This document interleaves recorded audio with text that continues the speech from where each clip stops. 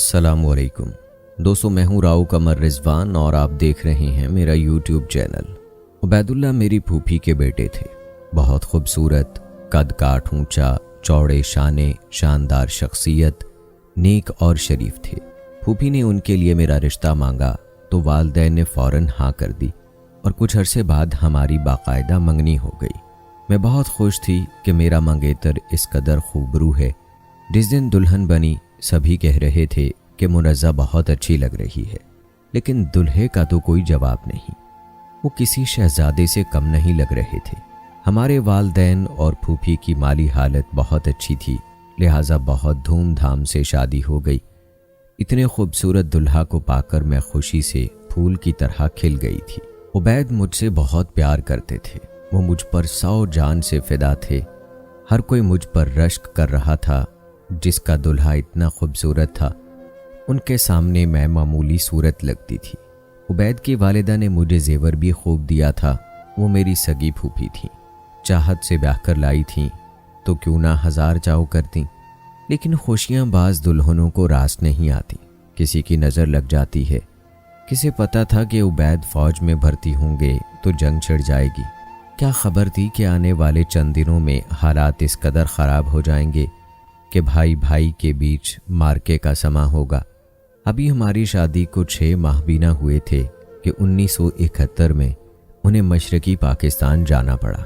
وہاں وہ ایسے حالات میں گھر گئے کہ ایک دن مکتی باہنی نے ان کا پیچھا کیا تو وہ عجلت میں ایک گھر میں گھس گئے۔ یہ ایک بنگالی کا گھر تھا، مگر مسلمان ہونے کے ناطے انہوں نے میرے شوہر کو گنڈوں کے حوالے کرنے کی بجائے اپنے گھر میں چھپا دیا۔ گھرانے کے سربراہ نے ان سے کہا کہ جو لوگ تمہارا پیچھا کرتے ہوئے آئے ہیں ان کو ہم پر شک ہے اور اب وہ باہر پہرا دیں گے تاکہ تم گھر سے نکلو تو وہ تمہیں مار دیں۔ بہتر ہے کہ تم ہماری لڑکی سے نکاح کر لو، تب وہ تمہیں داماد کی حیثیت سے کچھ نہیں کہیں گے، ورنہ ہم آپ کی زندگی کی ضمانت نہیں دے سکتے۔ ان کے برابر میں ایک مولانا صاحب کا گھر تھا جو نکاح خواں بھی تھے۔ حالات کا تقاضا تھا، عبید انکار نہ کر سکے۔ دراصل ان لوگوں کو بھی یہ خوبرو نوجوان اچھا لگا تھا، لہٰذا انہوں نے اسی وقت پڑوسی نکاح خواں کو بلوا کر اپنی بیٹی سے ان کا نکاح کروا دیا۔ پھر وہ انہی کے ساتھ رہ کر حالات کے ٹھیک ہونے کا انتظار کرنے لگے، لیکن جب تک حالات ٹھیک ہوئے وہ ایک بیٹے کے باپ بن چکے تھے اور اپنی بنگالی بیوی کے ساتھ خوش و خرم ہو چکے تھے۔ یوں وہ واپس نہ لوٹے اور میں ان کی راہ دیکھتی رہ گئی، یہاں تک کہ 7 برس گزر گئے۔ جب اس عرصے میں ان کی کوئی خیر خبر نہیں آئی تو سب نے یہی سمجھا کہ وہ شہید ہو گئے ہیں۔ ان کو گئے 8واں برس تھا کہ ایک روز ان کا خط پھوپھا کے نام آیا۔ اس میں دوسری شادی کی خبر کے ساتھ تصویریں بھی تھیں۔ پھوپھا میرے والد کے پاس آئے اور اطلاع دی کہ عبید زندہ ہے اور یہ کہ اس نے وہاں شادی کر لی ہے، اب اس کے 2 بچے بھی ہیں۔ یہ خبر سن کر میرے والد کی تیوری پر بل پڑ گئے اور والدہ بھی رونے لگیں۔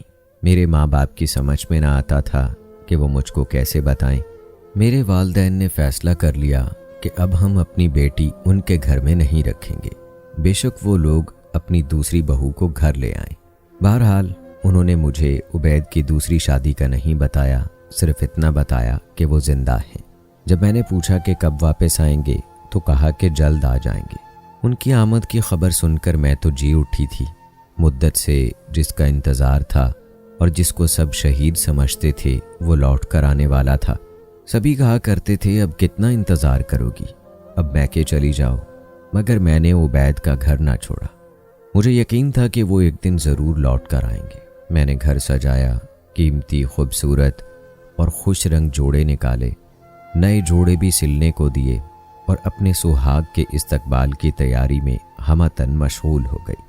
میرا جوش اور ولولہ سبھی دیکھ رہے تھے اور دل میں کڑ رہے تھے۔ کسی کی بھی جرت نہ ہوئی کہ میری بے پایاں خوشی پر حقیقت کا خوفناک بم گراتے۔ جس روز عبید کو آنا تھا میں سج دھج کر تیار ہو گئی، گویا نئی نویلی دلہن بن گئی۔ میں بھی سب کے ساتھ انہیں ریسیو کرنے ایئرپورٹ جا رہی تھی۔ مجھے اتنا خوش دیکھ کر حقیقت میں ماں باپ کا تو دل رو رہا تھا۔ بہرحال ہم ایئرپورٹ پہنچ گئے۔ سب سمجھ رہے تھے کہ عبید اکیلے آ رہے ہیں، مگر وہ جو ہی لاؤنج سے نمودار ہوئے उन के साथ बच्चों को देखकर मेरा कलेजा धक से रह गया। जितनी खुशी से मैं आगे बढ़ी थी उतनी ही तेजी से पीछे हट गई और हैरत से अपने ससुर और फिर वालिद को देखा। अब्बा जान फौरन मेरे पास आ गए। बोले, बेटा यही हकीकत है जो तुम देख रही हो, बेहतर है कि तुम खुद को संभाल लो वरना अभी वापस मेरे साथ घर चलो। यूं अब्बा जान मुझे अपने साथ घर ले आए। उनको खदशा था कहीं मैं सदमे से गिर ही ना जाऊं। एक तवील इंतज़ार और 1000 बार की दुआओं के बाद मुझ जन्म जली को अपने शौहर की बस एक झलक ही देखना नसीब हो सकी। मैं अपने कमरे में बंद बिस्तर पर पड़ी आंसू बहा रही थी और बाहर उबैद आए हुए थे। वो मेरे वालिद को अपनी दास्तान सुनाते हुए माफ़ियाँ मांग रहे थे, अपनी मजबूरियाँ बता रहे थे, ये यकीन दहानियाँ भी करा रहे थे कि दोनों बीवियों के बराबर हकूक़ होंगे। लेकिन अब्बा जान ने एक ही बात कही कि मेरी बेटी ने जब इतने अरसा तुम्हारी जुदाई सह ली है तो और भी सह लेगी। अब हम उसको तुम्हारे साथ हरगिज़ नहीं भेजेंगे, बेशक तुम तलाक दे दो। मेरी वालिदा ने भी यही रट लगा दी और मुझको तलाक करवा कर ही दम लिया। मैंने तो इस मामले में ऐसे चुप साध ली थी जैसे किसी ने मेरी कुव्वत गोयाई छीन ली हो। तलाक के 2 साल बाद अम्मी ने फिर से मेरी शादी की फिक्र शुरू कर दी। जब वालिदैन मुझसे दूसरी शादी का कहते तो उबैद को याद करके मैं फूट फूट कर रोने लगती। सोचती कि बेशक उससे दूर ही रहती मगर ये मुझे तलाक ना दिलवाते। मेरा दिल नहीं करता था कि किसी दूसरे मर्द को शौहर मानूं, ये मगर मेरे बस की बात ना थी। बार बार एक ही बात कहने से पहाड़ भी टूट जाते हैं। मैं भी अपने से प्यार करने वालों की इस जिद से बिलाखिर बेबस हो गई। कहा कि ठीक है, जो आपके जी में आए कीजिए। इस बेबस इकरार में जितना भी दुख था मगर हथियार तो मैंने डाल दिए थे, लिहाजा वालिदैन ने इस मौके को गंवाना मुनासिब नहीं समझा और झटपट आरिफ मियाँ से मेरा निकाह पढ़वा दिया। आरिफ मियाँ हमारे दूर परे के रिश्तेदार थे। पहली बीवी शादी के 1 साल बाद वफात पा गई। उसके बाद उन्होंने शादी ना की। अब सबके कहने सुनने पर दोबारा घर आबाद करने पर राजी हो गए थे। मैंने माँ बाप के मजबूर करने पर दूसरा निकाह कर तो लिया मगर दूसरी शादी को दिल से कबूल नहीं किया। जब भी आरिफ के घर से मैके आती, रोती हुई आती और रोती हुई वापस घर जाती, जिस पर माँ दुखी हो जाती। अरसे तक यही सिलसिला चलता रहा। तब जाकर कहीं मुझको सब्र आया और जब वालिद फौत हो गए तो मेरी रही सही हिम्मत भी टूट गई।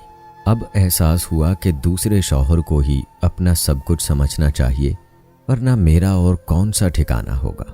शादी को 10 बरस गुजर गए और मेरी गोद हरी ना हो सकी। जाने कैसा नसीब लेकर पैदा हुई थी। औलाद से महरूमी को आरिफ भी महसूस करते थे और मैं भी अपने अंदर खला महसूस करती कि औलाद के बगैर औरत की ज़िंदगी सूनी होती है। आरिफ का अपना कारोबार था, माशाल्लाह खुशहाल थे मगर मुझे वक्त नहीं दे पाते थे। सुबह काम को निकलते तो रात 11 बजे घर लौटते। मैं सारा दिन 4 दीवारी में अकेली तन्हाई से परेशान होकर दीवारों से बातें करती। सास ससुर दूसरे बेटे के पास रहते थे। ननद देवर सबकी शादियां हो चुकी थीं। तब मैंने इबादत में पनाह ढूंढ ली। नमाज पढ़ती, कलाम पाक की तिलावत करती और अपने सुकून के लिए दुआएं मांगती। उधर आरिफ मियाँ का मिजाज कुछ मुख्तलिफ था। जब भी कहीं जाना होता वो हमरा नहीं जाते थे। वो सारा वक्त अपने कारोबार को दिया करते। इस वजह से भी मैं खुद को बहुत तन्हा और अधूरा महसूस करती थी। एक दिन मैके में थी कि मेरे भाई आ गए। अम्मा बोली, ऐ काश मुनज़्ज़ा को अल्लाह ताला औलाद दे देता तो ये ऐसी अकेली ना होती। इस पर मैं रोने लगी। तभी भाई का दिल पसीजा। बोले, रोती क्यों हो? मैं तुम्हें अपनी बेटी दे देता हूँ, तुम उसे गोद ले लो। मैंने बिस्मिल्लाह करके भतीजू को गोद में भर लिया। दिल को सुकून मिला। वो मुझे बहुत प्यारी लगती थी। मैं उसको अपने घर ले आई। आरिफ को ये बात पसंद ना आई। कहने लगे, बेटी तो पराया धन होती है, तुम्हारे भाई को ऐसा ही ख्याल था तो अपना बेटा दे देते। हम बेटी को पाल पोस कर बड़ा करेंगे और ब्याह देंगे, घर तो फिर भी खाली हो जाएगा। उनकी ये बातें मेरे दिल को लगी। दोबारा मैके आई और भाई को मियाँ की बातें गोश गुजार की तो वो गमज़दा हो गए। कहने लगे, ठीक है, मैं तुमको अपना बेटा भी दे देता हूँ, इस तरह तुम्हारे मियाँ खुश हो जाएंगे। अल्लाह ताला मुझे और बेटा दे देगा। आज से शेर दिल तुम्हारा बेटा है। उन्होंने बेटे को भी मुझे दे दिया। हालांकि भाभी का दिल धड़क गया था क्योंकि शेरू बहुत नन्ना मुन्ना था। मैंने शौहर को खुश करने के ख्याल से इस नेमत को भी गोद में भरा और अपने घर ले गई। मेरे लिए तो भाई के दोनों बच्चे बराबर थे, दोनों मुझे प्यारे थे। उनको गले से लगा लिया, पाला पोसा बड़ा किया। उनकी परवरिश में वक्त अच्छा कट गया। दोनों बच्चे दिल से आरिफ की इज्जत करते थे और उनको अपने वालिद जैसा ही समझते थे। जो हुक्म वो कहते ये दोनों बच्चे फौरन बजा लाते। वो दोनों जवान हो गए तो मुझे उनकी शादियों की फिक्र हुई। चाहती थी कि अच्छी जगह शादियां हों। तभी अपनी बहन के बेटे से आफिया की मंगनी करा दी। ये बहन बेवा मगर साहिबे जायदाद थीं। घर में शादी की तैयारियां होने लगीं। सभी ने बढ़ चढ़कर हिस्सा लिया। आरिफ भी किसी से पीछे नहीं थे। हम इस मौके पर किसी शय की कमी नहीं होने देना चाहते थे। भाई का घर मेरे घर से काफ़ी दूर था, जबकि मेरी बहन आफिया जिसकी बहू बनने जा रही थी वो भाई के करीब ही रहती थी। तभी मैंने सोचा कि आफिया की रुखसती उसके हकीकी वालिद के घर से कर लेते हैं। इस तरह मेरी बहन को बारात लाने में आसानी होगी। आरिफ ने आफिया का जहेज एक ट्रक में उसके हकीकी बाप के घर पहुंचाया, लेकिन जब शादी का दिन आया तो उनके रवैये में तब्दीली आ गई। मेहंदी वाले दिन कहने लगे कि मैंने तो जहेज पर 3 लाख रुपया लगाया है, अब ये रकम मुझे अपने भाई से लेकर दो, जिसकी बेटी है वही उसे रुखसत भी करे। मैं ठहरा, फूफा मेरा इन बच्चों से क्या रिश्ता है? सच पूछो तो उन बच्चों को मैंने अपने घर में तुम्हारी वजह से बर्दाश्त किया है, वरना मुझे ये मुंह बोले रिश्ते अच्छे नहीं लगते। ये सुनकर मेरा तो दिल बैठ गया। इतनी मेहनत से इनको पाला पोसा, प्यार दिया, लाड उठाए, और अब अचानक इस शख्स को क्या हो गया? अपनी मर्जी और खुशी से बेटी का जहेज खरीद कर लाए और अब मेरे भाई से जहेज की रकम मांग रहे थे। मेरे भाई को भी उनके रवैये पर सख्त सदमा हुआ। जिन्होंने बहन की खातिर सालों तक अपने बच्चों का नाम भी ना लिया, आज चंद टकों की खातिर आरिफ मेरे भाई की बेइज्जती का सामान कर रहे थे। ऐसे मौके पर शुरफा बहरहाल मसलहत से काम लेते हैं। भाई ने भी वही किया जो ऐसे मौके पर करना चाहिए था। उन्होंने रकम आरिफ के सामने रखी और कहा, अगर इससे ज़्यादा पैसा खर्च हुआ है तो बताइए, वो भी मैं अदा करने को तैयार हूँ। बेटी का मामला है, आप बतौर मेहमान शादी में शरीक हो जाइए, रंग में भंग न डालिए। आरिफ ने रकम ले ली मगर शादी में बैठने से इनकार कर दिया। मेरे भाई बेचारे अपना सा मुँह लेकर आ गए। उनकी तो बेटी थी, उन्होंने कोई कसर ना छोड़ी और अच्छे तरीके से आफिया की रुखसती कर दी। मैंने शौहर को मनाने की बहुत कोशिश की मगर वो मान कर न दिए और शादी में आए और न मुझको लेने आए। मैं 4 माह भाई के घर बैठी इंतज़ार करती रही कि आरिफ मुझे इज्जत के साथ अपने घर ले जाएं। गरचे भाई के घर रहने में कोई तकलीफ ना थी, लेकिन अपने घर जाए बिना भी करार ना था। अल्लाह ने मेरी सुन ली। एक दिन ज़ोहर की नमाज पढ़कर सलाम फेरा ही था, दरवाजे पर आरिफ नजर आए। खुदा का शुक्र अदा किया क्योंकि मैं लोगों की बातों से डरती थी। लोग तरह तरह के सवाल करने लगे थे। आरिफ ने कहा, मैं सिर्फ तुम्हें लेने आया हूँ, बाकियों से मुझको कोई सरोकार नहीं। मैंने भाई को बताया। उन्होंने शेर दिल को अपने पास रोक लिया और मुझे आरिफ अपने हमरा घर ले आए। मेरे दिल में दोनों बच्चों की मोहब्बत औलाद की तरह जागुज़ी थी। जब कुछ अरसा उनसे ना मिली तो बीमार पड़ गई। बेटी तो ब्याही गई मगर शेर दिल की जुदाई में तड़पती थी। एक पल उसको नज़रों से ओझल ना होने देती थी और अब वो मेरे घर नहीं आ सकता था। आरिफ को तो कारोबार से ही फुर्सत ना थी कि मेरा ध्यान करते। मैं इतनी लागर हो गई कि गम से आधी रह गई। मगर आरिफ अपनी अना के हाथों दम साधे हुए थे।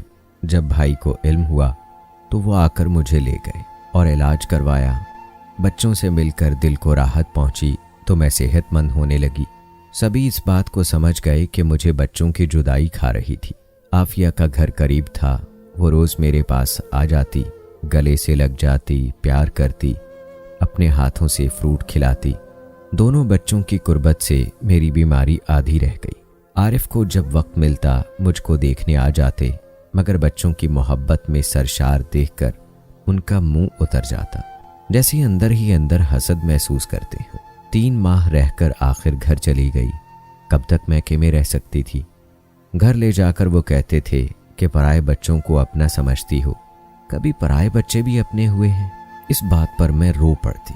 ज़हनी तौर पर भी मैं उनके तीखे जुमलों के वार सहकर बीमार पड़ गई। 3 साल तक मैंने उनके ताने बर्दाश्त किए। खुदा की करनी कि अचानक उन पर फालिज का अटैक हुआ तो बिस्तर पर ढह गए। उनके भाई दूर रहते थे। मैंने फौरन अपने भाई को इत्तला दी। वो अस्पताल ले गए और जब तक ये वहाँ दाखिल रहे वही साथ रहे। शेर दिल ने भी तीमारदारी में कसर न छोड़ी। वो तो उनको सगे बाप जैसा समझता था। बहरहाल तबीयत कदरे बेहतर हो गई, ताहम चलने फिरने और काम काज के ना रहे। उन्होंने शेर दिल को जाने ना दिया। शेर दिल कारोबार देखता और उनको भी संभालता। आफिया भी रोज़ आ जाती, उनकी खिदमत करती और उनको बिस्तर पर पड़ा देखकर अब्बू अब्बू कहकर रोने लगती। अब आरिफ को एहसास हुआ कि इन बच्चों को पालना रायगा नहीं गया। दोनों बच्चे उनसे दिल से प्यार करते हैं और अपने वालिद की जगह उनको ही बाप समझते हैं। हकीकत अब उनको समझ में आ गई थी। वो काफ़ी अरसा बिस्तर पर जिए, बच्चों को गले लगाकर रोते और दोनों का मुंह चूमते हुए उनकी आंखों से आंसू बह निकलते। शेर दिल तो उनकी बैसाखी बन गया।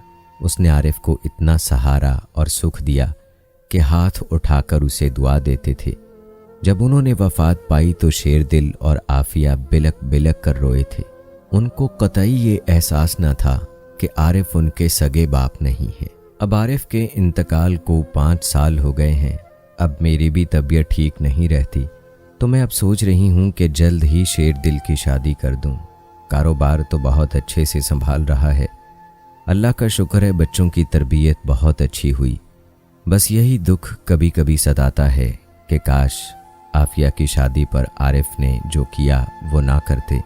हालांकि आफिया और शेर दिल सब भुला चुके हैं, लेकिन मैं कभी कभी ये बात सोचकर परेशान हो जाती हूँ। शेर दिल कुछ दिनों बाद आरिफ की कब्र पर फातह के लिए ज़रूर जाता है और उसकी बातों में अक्सर आरिफ का जिक्र होता है और वो अपने बाप को याद करके अक्सर दुखी भी हो जाता है। आफिया भी अभी औलाद से महरूम है। अब इंशाअल्लाह बहुत जल्द मैं शेर दिल की शादी कर दूंगी। अल्लाह करे कोई नेक बच्ची मेरे घर आए ताकि मेरी और मेरे बेटे शेर दिल की ज़िंदगी पुरसुकून हो। बस कभी कभी यही सोचकर दिल डूब जाता है कि कहीं आफिया के साथ ऐसा ना हो जो मेरे साथ हुआ। बस अल्लाह किसी को भी औलाद से महरूम ना रखे और औलाद को वालिदैन का फर्मा बरदार बनाए। आमीन। दोस्तों, कैसी लगी कहानी कमेंट बॉक्स में ज़रूर बताइएगा। मिलते हैं अगली वीडियो में। अल्लाह हाफिज़।